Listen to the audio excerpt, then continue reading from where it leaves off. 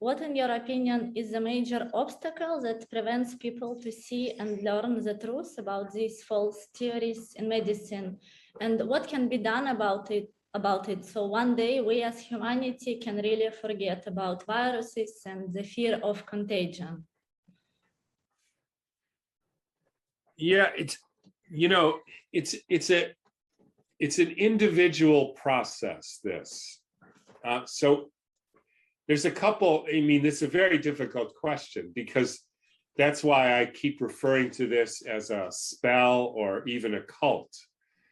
And, I have a certain experience with cults, not personally, but in my family. And what you realize when you're dealing with somebody in a cult is that the emotional support and the meaning in their life that comes from being part of this group is more important than anything else.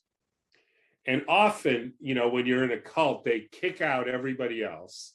So they kick out all your family and friends. Even sometimes you can't make a living otherwise.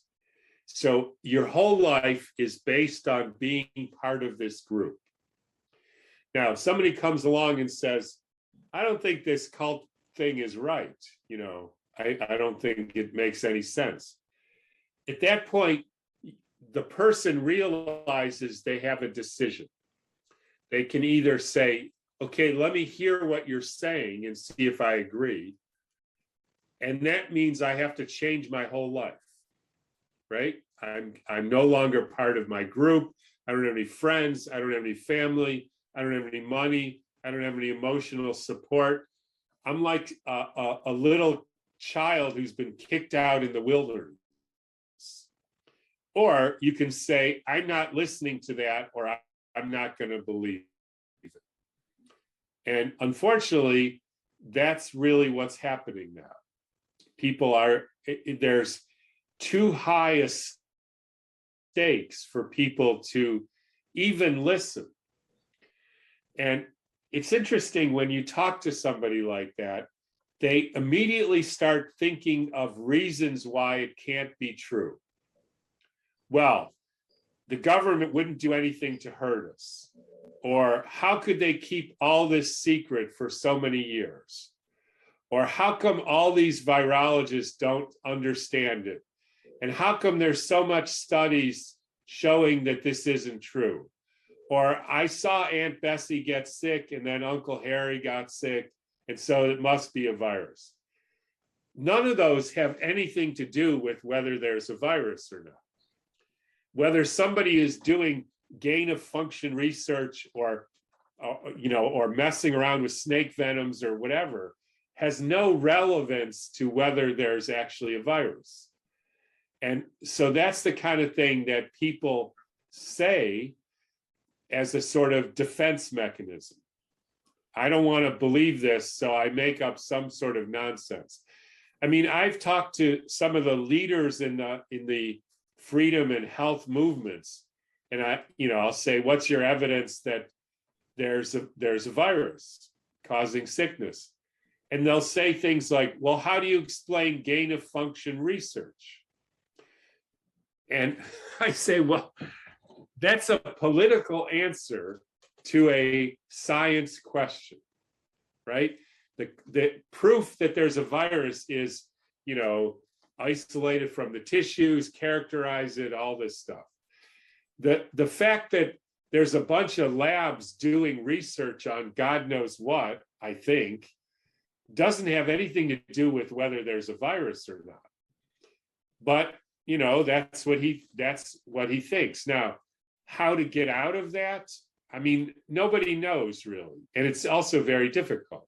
It's, everybody who deals with people in, bona fide cults knows how difficult it is. But one thing you can do, and I started doing, is if people ask me this, I turn it around and say, well, tell me how you know there's a virus and that it causes disease. I've had people, interview me from science journals and magazines and BuzzFeed and all these things.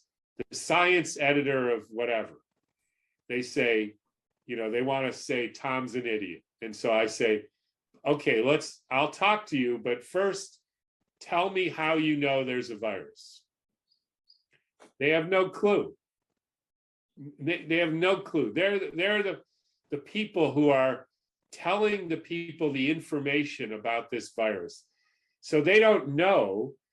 And so if you don't know, anybody can fool you, right? They can tell you whatever and you don't know, so you just believe it. And what I ended up getting good at is waiting. Okay, tell me how you know there's a virus. And then I just sit there and they don't say anything. Now, usually after 10 seconds or so, people expect you to say something like, well, never mind, or here's how it is. But I don't say anything. And I wait for them to make the next move. And they'll say something, like, well, Aunt Bessie got sick, so that proves. And I'll say why that's not true. And then I'll wait. And you get good at waiting. And then you can feel the discomfort arising in people. So now they're confronted with their own realization that they have a core belief, it's running their life, and yet they don't actually know where it's coming from. And I just let them sit with that until 10 minutes. And then I don't know what happens then, like they have to leave or something. And it's sometimes at that point you can have a conversation. And I encourage them to try to understand where their response is coming from. Like, do you really think that, because Aunt Bessie got sick, that's what a virologist does? He goes around asking if anybody's aunt got sick. And if they are, that proves it's a virus? Like, that's ridiculous. So I think it helps to have people say ridiculous things because they hear themselves, which is different than you telling them something. They don't listen to that. And at that point, we're going to see what happens. And my hope is that enough people realize that this has got us nowhere. And that we've failed. It's just like scurvy. Once you realize it's vitamin C, you can eat an orange and you can be better. Once you realize that it's the way we live and the way we think and the way we see the world, that's what's causing our troubles, then it's easy to change. But if you don't see it, you can't change it. Yeah. Thank you so much, Tom. Well, I see a lot of progress actually, because if you compare what is happening now to the times, for example, when the AIDS and HIV story started, we have so much more people who are talking the truth, and we have so much more people listening to it, and we actually are talking about the root. So we are talking not about if this virus is detrimental or not. We are talking about the existence. So we did a lot of progress, I think. So I really see I see the light in the end of tunnel soon, hopefully during my life. But I really want to thank you so much for your dedication and your work, because you managed to wake up so many people to this truth around the world, and I'm so grateful for your work, and you also taught me so many things that I would never know without you. So I'm extremely grateful, and I wish you all the best, and I wish you all the best for your work and for everything you do, and to write many more books, because you do it so brilliantly. And thank you. Okay, thank you, Kate.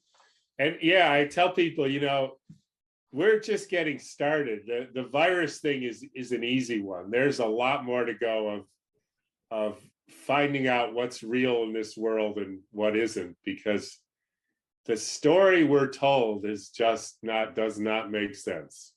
Yes. So there's a long way to go here. And I encourage people to, rather than to think it's scary and, oh my God, it's fun. I mean, you get to learn new things. I mean, what's more interesting and fun than that? Yes, nothing. Yeah. Yeah. Okay. Thank you Okay. so much. I'm so grateful. Thank you, Kate. Have a good day. Bye bye. Okay. Bye-bye.